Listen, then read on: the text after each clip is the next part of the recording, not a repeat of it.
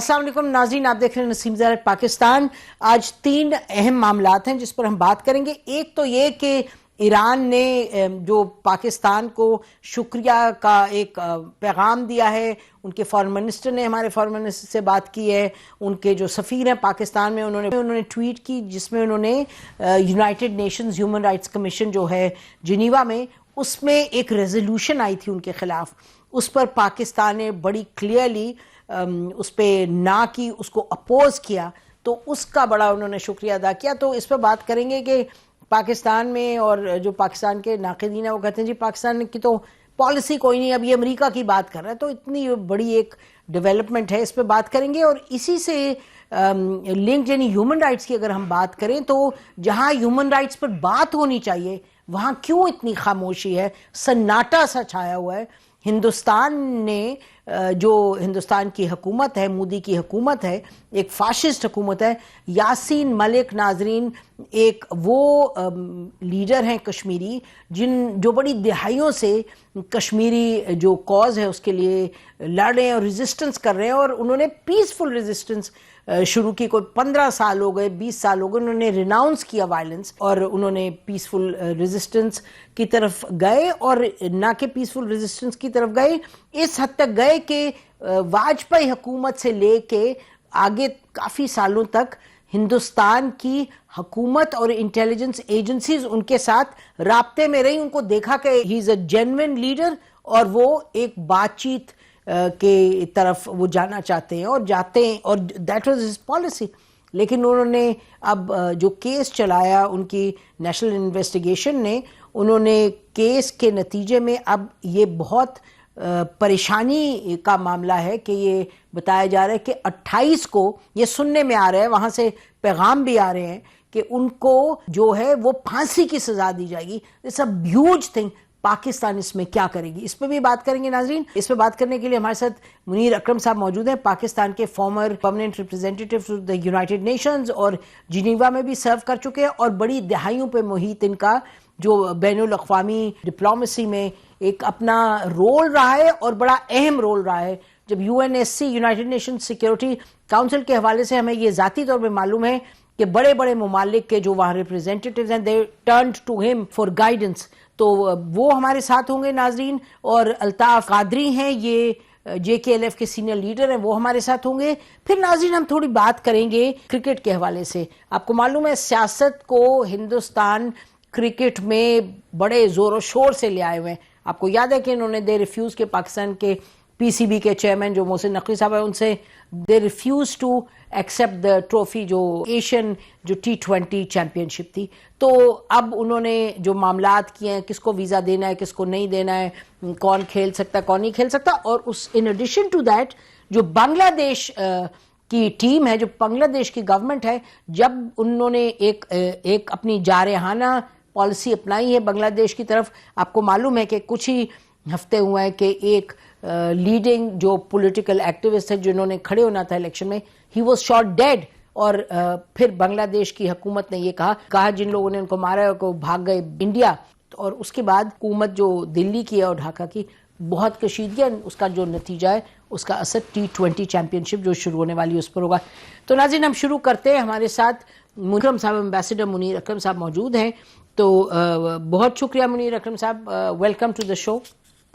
Thank you Naseem. अच्छा, ये जी बताइएगा, ये जो ईरान की आपने भी सुना होगा, ये पहली मर्तबा नहीं, एक तो खैर इन्होंने तराना भी बना छोड़ा पाकिस्तान के शुक्रिया और उनके इजहार तशक्कुर में, और साथ पहले आपने देखा पार्लियामान में उनकी जो प्रेसिडेंट ने ईरानी ने बाकायदा एक चांटिंग करवाई जब ईरान पर अटैक हुआ था इजराइल का और अमेरिका का, और हमने सपोर्ट किया था। तो how do you see this, ये जो अभी लेटेस्ट है सिचुएशन?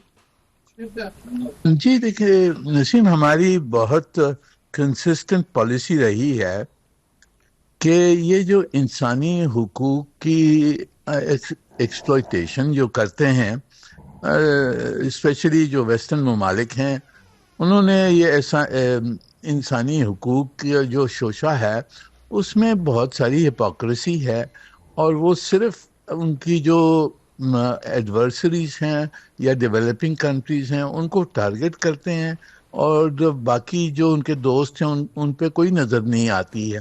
تو اس لیے ہماری پالیسی یہ رہی ہے کہ یہ سلیکٹیو اپروچ نہیں ہونا چاہیے. دوسری چیز، ایران کے پیچھے تو بہت سالوں سال سے یہ پڑے ہوئے ہیں کہ ان کے اوپر پریشر جاری رہے، نہ صرف نیوکلیئر ایشو کے اوپر پر انسانی حقوق کے اوپر بھی پریشر جاری رہے. وہ ان کی یہی کوشش ہے کہ وہاں رجیم چینج آ جائے. تو پاکستان نے ہر وقت اس کی مخالفت کی ہے. اس قسم کی سلیکٹیو اور پولیٹیکلی موٹیویٹڈ جو مووز چلتی ہیں ہیومن رائٹس کونسل میں اور دوسرے اداروں میں. تو یہ ہماری کنسسٹنٹ پالیسی ہے، اور یہ اچھا ہے کہ ہمارے ایرانی بھائی جو ہیں انہوں نے ابھی اس کو ریکگنائز کیا ہے اور ہمارا شکریہ ادا کیا ہے. پر یہ ہماری کنسسٹنٹ پالیسی رہی ہے. کنسسٹنٹ رہی ہے. اور یعنی کہ جو یہ کہا جاتا ہے کہ امریکہ کے انفلوئنس میں آ کے جی ڈونلڈ ٹرمپ بڑی پاکستان کی تعریف کرتے ہیں اور اس کی کرتے ہیں اس کی کرتے ہیں اور آرمی چیف کی کرتے ہیں اور پرائم منسٹر کی، تو جی یہ اب ہم بالکل کہ ہم تو امریکہ کی جو پالیسیز ہے ہم انہی کے ساتھ چل رہے ہیں. تو اس پر آپ کیا کہیں گے؟ جی دیکھیں، ہر مسئلے کی اپنی پوزیشن ہوتی ہے. جہاں تک کہ ہماری جو گڈ ول بنائی ہے امریکہ کے ساتھ وہ اپنی جگہ پر ہے. ٹھیک، وہ کیوں نہیں بنائیں ہم. بالکل. اگر ہمارے پاس موقع ہے، پولیٹیکل سپیس ہے، اگر دوسرا نقصان نہیں ہوتا اس سے، ہمارے تعلقات چین سے نہیں بگڑتے ہیں، مسلمانوں سے نہیں بگڑتے ہیں، تو ہم کیوں نہیں امریکہ کے ساتھ بہتری کریں. وہ تو اپنی جگہ پر ہے. پر ہماری ہر ایشو کے اوپر پالیسی ہم سوچ سمجھ کے بنانا چاہیے، اور ایسے ہی بنتی ہے. ہماری فارن آفس اسی لیے تو موجود ہے کہ انالیسس کر کے ہر مسئلے کے اوپر ایک پرنسپل پالیسی بنائے، اور policy in the interest, national interest of Pakistan. اچھا، تو اسی زمرے میں اگر ہم بات کریں کہ جو بورڈ آف پیس ہے جس پہ کہ 8 ممالک جو ہیں جو ٹرمپ پلان کے ساتھ بھی ہیں، انہوں نے ایک جوائنٹ سٹیٹمنٹ دی اور انہوں نے کہا کہ جی we will be on this board of peace. اب اگر امبیسڈر صاحب اگر ہم دیکھیں جو بورڈ ہے اس کے حوالے سے جو وائٹ ہاؤس نے سٹیٹمنٹ دی، اس میں تو پہلے 7 یا 8 لوگ ہیں جو انڈیویجولز ہیں، اس میں پھر ایک اور ہیں جن کو میرا خیال ہے جو something like a secretary جو کہ ایکٹیو رہیں گے، اس میں وہ دس Bulgarian former foreign minister defence minister جو اس وقت یو اے ای کی ایک اکیڈمی میں میرا خیال ہے پڑھا رہے ہیں یا اس کو ہیڈ کرتے ہیں. تو آپ اس کو بورڈ کے حوالے سے اب یعنی کہ پاکستان میں کچھ میرا خیال ہے کوئی بہت ہی زیادہ ایک پریشانی کچھ زیادہ ہی حاوی ہو جاتی ہے میرا خیال ہے لوگوں پہ. تو پہلے انہوں نے کہا جی ٹرمپ پلان کو دیکھیں، تو ٹرمپ پلان میں تو ہم نے کوئی we didn't change our positions. I mean آپ جانتے ہیں جو آپ نے ٹریننگ دی، جو آپ نے پوزیشن لی when you were there, exactly the same position on diplomatic front we are taking. So اب بورڈ پہ جب گئے ہیں تو پھر یہی بات ہے کہ جی بورڈ پہ گئے ہیں تو اب کیا کریں گے، پاکستان نے بڑا غلط کیا ہے. آپ کی کیا اس پہ رائے ہے؟ یہ دیکھیں، اس میں 2-3 پہلو ہیں نسیم. پہلی چیز تو ہم نے یہ دیکھنی ہے کہ یہ جو بورڈ آف پیس ہے اس کو سلامتی کونسل نے منظور کیا ہے. جی، اور ریزولوشن 2803 میں انہوں نے کہا کہ یہ غازہ پیس پلان پہ یہ بورڈ آف پیس بنے گا. ٹھیک. اب وہ صحیح ہے غلط ہے، سلامتی کونسل کا فیصلہ ہے. ٹھیک. تو وہ پابندی ہوتی ہے اس کے اوپر. ٹھیک. دوسری چیز ہم نے جو سوچنا ہے کہ یہ بورڈ آف پیس میں کچھ فطور ہیں، ہمیں یہ جائز ہے کہ ہم اس پہ سوچ سمجھ کے آگے بڑھیں. پر اگر ہم نے وہاں جانا ہے تو ہم دوسرے جو 8 ملک تھے جو ہمارے ساتھ شامل تھے یہ پیس پروسیس میں، سیز فائر بنانے میں، تو ان کے ساتھ جانا چاہیے، اور انہوں نے سب نے مان لیا. جی ہاں، ایک جوائنٹ سٹیٹمنٹ آیا ہے. ہاں، تو انہوں نے سب مان لیا، تو ہمارا باہر رہنا بہت مشکل ہو جاتا ہے. تیسری چیز یہ ہے کہ اگر یہ پیس پلان وہاں ڈسکس ہوگا، اور وہ ہوگا، اگر وہ ڈسکس ہوگا تو یہ کیا بہتر ہے کہ ہم وہاں موجود ہوں، ہماری صلاح مشورہ، ہماری جو ویوز ہیں وہ پیش کر سکیں، یا وہاں سے ہم ایبسنٹ ہوں تو ہماری پوزیشن بالکل وہاں واضح نہیں ہوگی.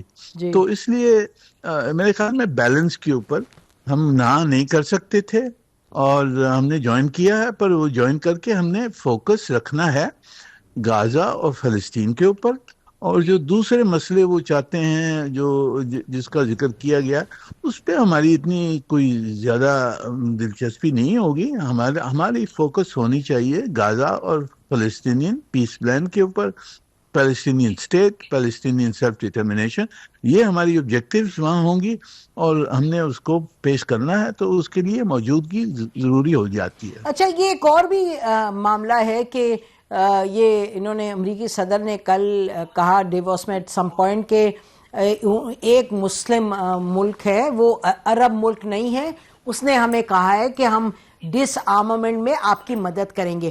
اور جب ہماری ادھر بات ہوئی ٹاپ لیولز تو انہوں نے کہا کہ پاکستان از ویری کیٹیگوریکل, اور پاکستان نے متعدد مرتبہ یہ کہا ہے کہ بالکل پاکستان کی فورسز کا سوال ہی نہیں کہ پیس انفورسمنٹ میں جائے, یعنی کہ حماس کی ڈس آرمامنٹ میں. تو یہ امپورٹنٹ پوائنٹ ہے, اور یہ آپ اس پر کیا کہیں گے؟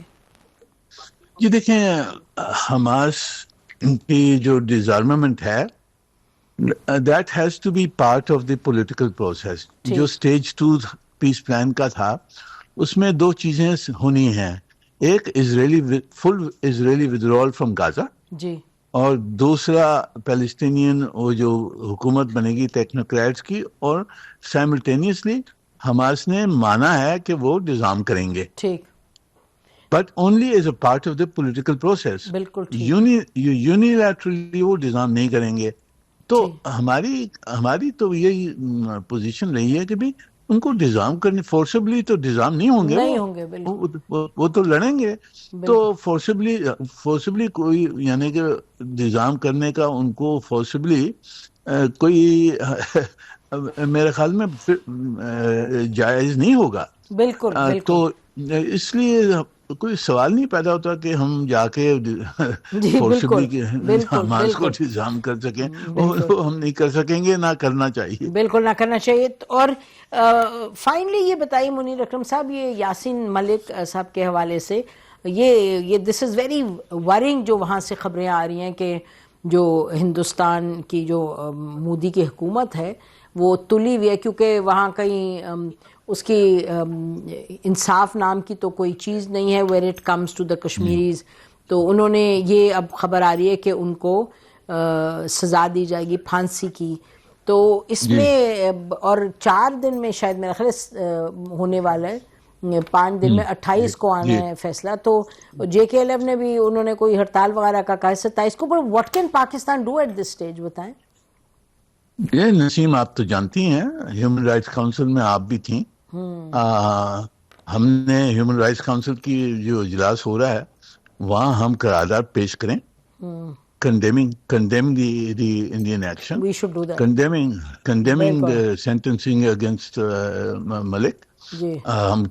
ہمیں ذرا تھوڑا جان ڈالنی پڑے گی اپنی پوزیشن میں. جی اب بڑا اچھا ہے کہ آپ نے ذکر کر دیا اس وقت کا کہ جب آپ لیڈ کر رہے تھے اور کشمیر پہ ہم ریزولوشن لے کے جانے والے تھے اور لے گئے تھے, اور انفیکٹ ٹیبل بھی کر دی تھی.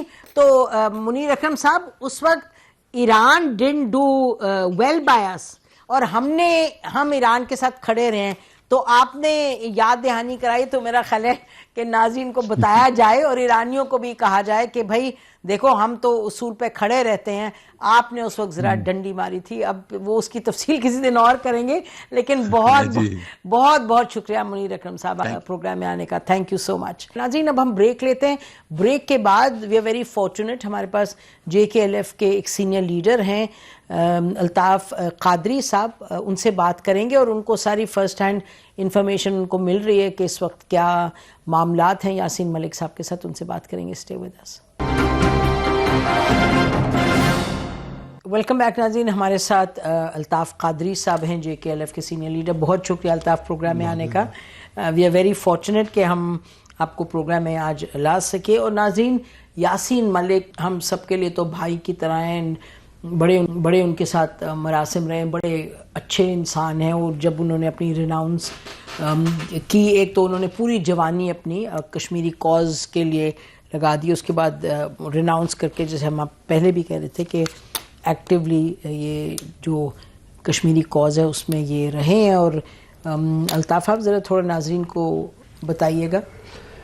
یاسین صاحب, جو اگر میں یہاں سے شروع کروں کہ جو ابھی لیٹسٹ میسیج اس کی تھی پارٹی کے لیے اور پارٹی کے باقی ذمہ داران لیڈر کے لیے, بالخصوص رفیق احمد ڈار صاحب اور سلیم ہارون صاحب کے لیے تھا, کہ وہ یہ تھی کہ I do not find any positive vibe, اور میں ہوپلیس نہیں ہوں اپنی تحریک کے حوالے سے. البتہ یہ چیز ضرور ہے کہ جو آج کی رجیم ہے یہ ایسا ہے جیسے کوئی ڈاکٹر کے کمرے پہ بیٹھتا ہے, ایسے ہی جسٹس ادھر ہوتی ہے, ایک پیشنٹ جاتا ہے, دوسرا نکلتا ہے, تیسرا جاتا ہے. جیسے ابھی بھی بات بہت سارے کشمیری لیڈروں کا جس طریقے اسپیڈی ٹرائل کر رہے ہیں, تو اس میں ہمیں خدشہ ہے کہ آن 28th of this hearing probably the court may decide to announce death sentence to Mr. Malik. مگر اس میں انہوں نے جو میسیج آیا ہے کہ اس نے کہا کہ I have no regret that I did my duty to my nation, اور یہ بھی تھا کہ میں نے ڈیوٹی ادا کی ہے جو میں نے کیا ہے, جو نیشن کے لیے میرا کوئی ریگریٹ نہیں ہے اس میں. میں نے ہمیشہ ہندوستان اور پاکستان کے عوام کی بہتری کے لیے سوچا, جس میں میری فنڈامنٹل میری ایم تھی اپنے کشمیری لوگوں کی. میں نہیں چاہتا تھا کہ ہماری جنازے اٹھے, میں نہیں چاہتا ہوں ہمارے لوگوں کے ہاتھوں میں بندوقیں ہوں, جو آپ اس نے سیز فائر بھی کی. میں وہ چاہتے تھے. while he was in United States, I was there. He told me that جب شام کو ہم نکلے تھے ایک دار, کہ وہاں کے بچے راتوں کو آپ کو معلوم ہے بچوں فٹ بال کھیلتے ہیں, وہ روتا تھا. وہ کہتا تھا کہ don't our kids deserve the same thing? Why are we so cursed with poverty, begging bowl in the hand, بندوق اٹھاؤ, وہ کرو. He used to cry about it. جیسے آپ نے وہ کہا تھا اس میں کہ اس نے گورنمنٹ آف انڈیا کے ساتھ ہائیسٹ لیول پر اس پہ نیگوشیٹ کی. اس کی ہمیشہ یہ کوشش رہی. دولت صاحب کے ساتھ تو ان کی بڑے بات چیت جو ان کے فارمر ہو, بلکہ ابھی انہوں نے مجھے یہ کہا کہ جب مجھے ایک سولجر کی طرح فائٹ کرنا تھا کشمیر کے لیے, میں نے کی. جب مجھے ایک پولیٹیشین کی طرح کشمیر کو پروموٹ کاز کو کرنا تھا, میں نے کیا. جب مجھے ایک ڈپلومیٹ کی طرح نیگوشیٹ کرنا تھا, آئی ڈیڈ دیٹ. مگر ایک چیز ہے کہ جس کو اس نے ڈس اپوائنٹ کیا ہے وہ ہے Indian civil society so called. وہ جنہوں نے ان کو ڈس اپوائنٹ کیا, وہ بہت ہی was very disappointed with them, because یہ تھا کہ جب بھی کشمیر میں اپ سرج ہوتی تھی پروٹیسٹوں کی یا اسٹون پیلٹنگ کی یا موومنٹ کو گیئر اپ کرتے تھے, تو always they would rush down to Kashmir and try to go to our youngsters, schools, colleges, universities and try to convince them یہ violence ضروری ٹھیک چیز نہیں ہے, انڈیا اہنسا کا وہ ہے, ڈیموکریسی کا یہ ہے وہ ہے. تو I wonder اگر اب یہ مومنٹ تو مرے گی نہیں, it is basically bodies may fall but ideas, moment ایک آئیڈیا ہوتا ہے, ideas rise, they stay there, they can't kill the idea. جو ایک آئیڈیا ہے, جیسے انہوں نے مقبول صاحب کو کیا تھا, مقبول صاحب مر گئے, ان کو پھانسی انہوں نے دے دی, مگر اس کا جو خیال ہے وہ بعد میں یہ آئیڈیا پھر ایک عروج پہ پہنچا. اور وہ جو ینگ تھا برہان وانی یہی ہے, یہ آئیڈیاز کی یہ چیز ہے. یہ وہ نا کہ جس میں انگریزی میں کہتے ہیں نا کہ the fear does not exist in the culture of martyrdom. یہ ان کو یہ خیال, شہادت کا جب ایک آپ کے میں جذبہ ہو تو پھر موت کو تو ہرا دیتے ہیں نا. موت دیکھیے, فیئر آف ڈیتھ جو ہے نا, یہ آپ کی جینے کو روکتا ہے. بالکل, یہ آپ کی جینے کو روکتا ہے, مگر آپ کی جو ڈیتھ ہے وہ تو ہے ہی ادھر. ہاں وہ تو ہے لکھا ہے. یاسین نے اسی لیے کہا کہ یار کوئی ایسی بات نہیں ہے, میرے ساتھیوں کو بتا دینا, میں امارٹلائز ہو جاؤں گا ٹوٹلی, مجھے کوئی مار ہی نہیں سکے گا. میں جب مر جاؤں گا پھر میرے آئیڈیاز لاؤڈر سپیک کریں گے جتنا میں نے. اللہ کرے کہ بات ادھر تک نہ جائے. لیکن میرا خیال ہے ابھی آپ سن رہے تھے منیر اکرم صاحب نے ایک بڑی اہم بات کی ہے. ہم کوشش کرتے ہیں کہ اندرابی صاحب ہیں اسپوکس پرسن فارن آفس کے, اگر ہم ان سے بات کر سکیں, کیونکہ یہ بڑی اہم بات ہے کہ جو انہوں نے کہا نا کہ ہیومن رائٹس کمیشن میں جنیوا میں پاکستان, ابھی سیشن تو ہو رہا ہے, Pakistan can raise this. Absolutely, Pakistan کی طرف تو بہت امیدیں ہیں بھی, تب بھی تھی، آج بھی ہیں. بے شک صرف بریف پیریڈ میں اگر کہہ دوں، بریف پیریڈ جب خان صاحب پرائم منسٹر تھے اور جنرل باجوہ صاحب تھے، تو دیٹ واز ویری ایکسکروشیٹنگلی پینفل. جی باجوہ صاحب نے پالیسی کچھ اپنی الگ سی بنا دی تھی، کیونکہ جب انہوں نے ختم کیا اسپیشل اسٹیٹس اور 370 that was basically they sought encouragement. جی لیکن اس وقت جب ہوا ہے اس کے فوراً بعد الطاف آپ تو جانتے ہیں کہ پاکستان نے اور اس وقت کے پرائم منسٹر نے بڑا شور مچایا، اور پھر کہ فاشزم اور RSS اور یہ تو کافی گھبراہٹ ہوئی تھی ادھر. اور انہوں نے مجھے جنرل باجوہ نے اس وقت کہا کہ یہاں کے جو برٹش ہائی کمشنر تھے انہوں نے کہا کہ انہوں نے مودی کا، یہ جنرل باجوہ ٹولڈ می کہ جو انڈیا کے پرائم منسٹر ہیں انہوں نے پیغام بھجوایا تھرو دس برٹش ڈپلومیٹ کہ جی آپ کہیں کہ ادھر پاکستان کے پرائم منسٹر کو کہ یہ RSS اور فاشزم وغیرہ چھوڑ دیں یہ باتیں کرنا. تو کیونکہ وہ بین الاقوامی سطح پہ لوگ دیکھ رہے، آپ کو یاد ہے میڈیا میں انیشلی کتنا کور تھا. ہاں وہ بالکل پاکستان نے اس وقت جو فیشزم کا، دیٹ واز ویری امپورٹنٹ. میں آپ کو سچی بات بتاؤں گا، اپارٹ فرام دیٹ یہ جو ہندوستان میں جو اس وقت ہو رہا ہے، دیکھیے جب آپ کو معلوم ہے جب بلیکس تھے نا، slaves, they existed at least for number, مگر انڈیا میں جو مائنورٹیز ہے وچ از نیئرلی 30%، ان کی ریپرزنٹیشن پارلیمنٹ میں 2%، لیس دین 2% ہے. تو they don't even exist for number. ان کو بلیک آؤٹ کیا ہے. آپ نے کرسٹوفر کی بک اگر پڑھی ہو، Modi's India, fascist India, you read that was short listed by Financial Times in the top 10 books in politics. تو اس نے ایوارڈ لے لیے ہیں. تو یہ نہیں ہے کہ یہاں نہیں ہو رہا. میں امریکہ میں جتنی میری بساط ہے میں اتنا ایکٹیو رہتا ہوں. فاروق پاپا صاحب ہے، ایکٹیو ہم رہتے ہیں. We keep on disseminating the information about the current status of India. اور وہاں پر ان کو ہوا ہے، اب ریئلائزیشن ہوئی ہے. مگر یہ چیز ہے کہ اگر آپ ہسٹوریکلی دیکھیں گے، یہ 40 سال تک یہ جن جو بوٹل سے نکلا نا ان کو، یہ 40 سال تک بند نہیں ہوگا. نہیں، جو انہوں نے ایک یعنی بربریت کا اور ایک ہندوتوا کا جو ایک انہوں نے چھوڑا ہے، وبا پھیل گئی ہے نا، انفیکشن ہے، ملیریا ان دا بلڈ ہے. ہاں یہ تو بالکل کینسر ہے. بالکل کینسر. یہ انڈیا کو آپ دیکھیں نا، لیڈر مائنڈ سیٹ دیتا ہے نا، آبجیکٹو دیتا ہے، گول دیتا ہے. ان کا گول آج دیکھیں آپ، ان کا سوشل میڈیا آپ دیکھیں، ان کی میڈیا چینلز دیکھیں، یہ پروموٹ فیشزم شیملیسلی کر رہے ہیں. اس میں کوئی وہاں مین سٹریم میں کوئی ڈیبیٹ ہی نہیں ہے، کوئی پوچھ نہیں رہا. یہی میں اسی لیے Yasin sahab was very disappointed with the so called Indian civil society. وہ ہم آتے تھے کشمیر میں، یونیورسٹیز میں آتے تھے، پھر مجھے یاد ہے جو میڈیا کے سارے جو ہم سب جانتے ہیں لیکچر آنے دیتے تھے. آئی ڈونٹ نو جب اگر یاسین کو کچھ ہو گیا، I mean, I don't know with what face they would face the people. میرا خیال وہ ایشو ان کے لیے پرائیورٹی نہیں ہے. اب آپ دیکھیں نا جو خرم پرویز جس نے وہ اسٹرکچرز آف وائلنس پہ انہوں نے پورا لکھا، اتنی امیزنگ 90 انہوں نے کیسز جو دیا، اور ہمارے پروگرام میں وہ اتنی موٹی کتاب لے کے آئے جس میں انہوں نے کہا کہ تمام جو ہندوستان کا جو ایڈمنسٹریشن ہے، جو جوڈیشری ہے، جو پولیٹیکل سسٹم ہے، جو انٹیلیجنس ایجنسیز ہیں، سب کے سب ایک ایک کیس میں انہوں نے ٹریس کیا کہ یہ کتنے انوالوڈ ہیں، کہ اس کے پیچھے بہت مسلمانوں کا ہندوستان میں بالخصوص جو حالت آج کی ہے. ابھی کشمیر میں آپ کو بتاؤں، ہمارے ادھر لیگل ایگزامز ہوتے تھے. لیگل ایگزام میں ہم میجورٹی میں جموں سے 113 people boys where selected and Kashmir سے 11 بچوں کو پایا. کب؟ Just 2 days 3 days before. تو وہ تو یہ دیکھیں نا، یہ ان کا پورا انسٹیٹیوشنل ہے کہ سب کو تباہی. It is institutional. وہ کیا کر رہے ہیں؟ They are sitting, some RSS man is sitting in the room اور ٹرنڈ انٹو لیب.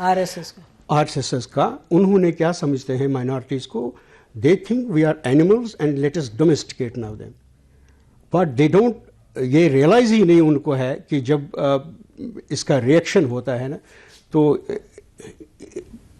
حقیقت بتاتا ہوں، مجھے نہیں لگتا ہے کہ ہندوستان کا جو اس وقت کمیونزم اور فیشنزم ہے، I don't think it is with in the capacity of law and order situation to control. وہ نہیں کر سکتے وہ، بیکاز اس میں اتنا حیوانیت آ گئی ہے. 2 مسلمان لیڈر UP کے تھے، دونوں کو پولیس اسٹیشن میں مارا گیا. کب؟ ایک سال پہلے اعظم خان کو آپ دیکھیں، 500 مرغی چوری کا، جو 20 سال پارلیمنٹیرین رہا ہے، جس نے یونیورسٹی بنائی ہے ادھر، اس کو یہ کہتے ہیں کہ بھائی آپ نے مرغی چوری کا بھی اس کو الزام ہے. Can you, it is a height of اسٹوپڈیٹی. Fascism ہے نا، سارا سسٹم ہی اس اپروچ کو سپورٹ کر رہا ہے اس وجہ سے. تو یہ ہے. اور نہیں، بٹ بہت اچھا ہمیں لگا، یہ بڑی ایک پریشانی کی بات ہے، لیکن ہمت تو نہیں ہارنی ہے. جو ایونیوز ہیں ادھر سے بات کرتے رہنا ہے. اور 28 کو اب دیکھیں نا، 4-5 روز رہ گئے، پاکستان کو بھی جتنا کر سکتا ہے کرے. اور آپ بھی یقیناً پلیٹ فارم سے بات کر رہے ہیں، تو اس پہ ہم انشاءاللہ اس پہ نظر رہے گی. اور بہت شکریہ کہ آپ پروگرام میں تشریف لے کے بہت مہربانی. یاسین ملک صاحب کے حوالے سے ہم بالکل یہ بات اٹھائیں گے گورنمنٹ ریپرزینٹیوز کے ساتھ بھی، کہ یہ جو ہیومن رائٹس کمیشن میں اس پاکستان کو ایک جگہ ملی ہوئی ہے گلوبلی، اور اس کو اٹھانے کی بڑی ضرورت ہے. اور ہم بہرحال ابھی بریک لیتے ہیں، اور ایک اور ہندوستان سے منسلک جو ایک معاملات میں گڑبڑ پیدا کی کرکٹ کے معاملات پہ، اس پہ بات کریں گے. ناظرین، ہمارے ساتھ مرزا اقبال بیگ صاحب ہوں گے، اسپورٹس جرنلسٹ ہیں، تو اسٹے ود اس، ان سے بات کرتے ہیں.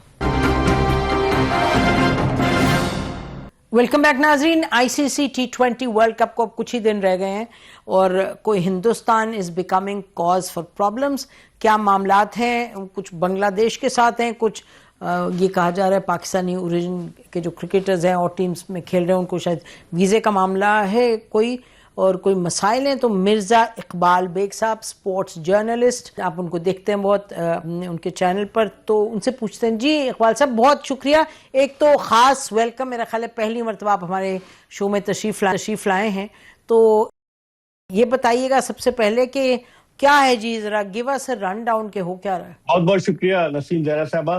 دراصل یہ بھارت جو ہے یہ ڈومینیٹ کرنا چاہ رہا ہے، کرکٹ کی دنیا کا وہ دادا بننا چاہ رہا ہے. اب آپ دیکھیں جس طرح کے حالات ہوئے ہیں اور جس طریقے سے وہ ڈومینیٹ کر رہا ہے، بنگلہ دیش جو ہے اس کی بات نہیں مانی گئی. تو میں سمجھتا ہوں کہ ان معاملات میں بھارت پس پردہ انوالو ہے، اور کہتے ہیں کہ سب سے بڑا روپیہ بھیا، تو پیسوں کے زوم میں مبتلا ہے بھارت، جس کی وجہ سے یہ کرکٹ اس نہج پر پہنچ گئی ہے. بنگلہ دیش کے ساتھ انتہائی غیر منصفانہ سلوک کیا ہے بھارت نے، کہ بنگلہ دیش نے کہا تھا کہ ہمارے میچز جو ہے کولمبو شفٹ کر دیں. لاسٹ ایئر آپ کو یاد ہوگا جب بھارت نے کہا تھا کہ ہم سیکیورٹی ریزنز کی وجہ سے پاکستان نہیں جا سکتے، تو پاکستان سے بھارت کے میچز دبئی منتقل کیے گئے. لیکن اب وہی غنڈہ گردی کر رہے ہیں نسیم زہرا صاحبہ. مجھے لگ رہا ہے کہ یہ آئندہ آنے والے دنوں میں ICC کہیں سپلٹ نہ ہو جائے، کیونکہ پاکستان کرکٹ بورڈ کے چیئرمین محسن نقوی صاحب نے آج برملا کہا کہ ناانصافی ہو رہی ہے بنگلہ دیش کے ساتھ. لیکن بظاہر مجھے لگ رہا ہے کہ پاکستان کی طرف سے یہ پریشر ٹیکٹکس ہے. بظاہر یہی لگ رہا ہے کہ شاید پاکستان بوائیکاٹ نہ کرے، کیونکہ پاکستان کرکٹ بورڈ نے گیم جو ہے وہ وزیر اعظم کے کورٹ میں پھینک دیے کہ وزیر اعظم صاحب وطن واپسی پر فیصلہ کریں گے. یہاں پر سوال یہ پیدا ہوتا ہے، ٹھیک ہے ہم نے اخلاقی طور پر ہم وہ واحد ملک ہے جس نے بھارت کے خلاف بنگلہ دیش کو سپورٹ کیا، لیکن اب سوال یہ پیدا ہوتا ہے کہ پاکستان کا تنازع تو نہیں ہے، نہ ICC کے ساتھ ہے نہ بھارتی کرکٹ بورڈ کے ساتھ ہے. تو پاکستان وجہ کیا بتائے گا اگر پاکستان نہیں جاتا؟ وجہ کیا بتائے گا جبکہ پاکستان کے سارے میچز کولمبو میں ہو رہے ہیں ہائیبریڈ ماڈل پر؟ تو میں سمجھ رہا ہوں اب وقت آ گیا ہے باقی ممالک بھی اپنی آواز بلند کریں اور ICC کو انڈین کرکٹ کاؤنسل بننے سے بچائیں. جی میرا خیال ہے کہ جیسے آپ جانتے ہیں امت شاہ کے بیٹے وہاں بیٹھے ہوئے ہیں، تو وہ بیسکلی انڈین پالیسی کی جو خطے میں ہے اور ویسے آل اوور جو پالیسی ہے ان کی، اسی پالیسی کی عکاسی ہو رہی ہے اس میں کرکٹ بورڈ میں بھی، اور ویسے بھی چھوٹا پن وہ ان کا ایک رہا ہے.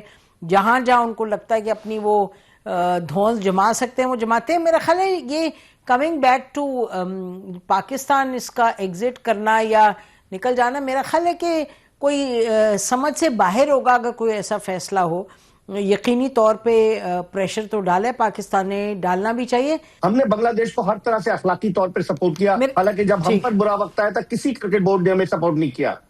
جی بٹ جیسے آپ کہہ رہے ہیں میرا خیال ہے کہ تواتر سے اس کی پوزیشنز تو رہی ہیں کہ جب بات آتی ہے ایک پرنسپل کی، اور اس کی تو پاکستان ایک پوزیشن تو لے لیتا ہے. سب سے اس perhaps one of the lead leagues جو ہے دنیا میں کرکٹ کی، یہ بات درست ہے کہ اس نے جان پکڑی ہے؟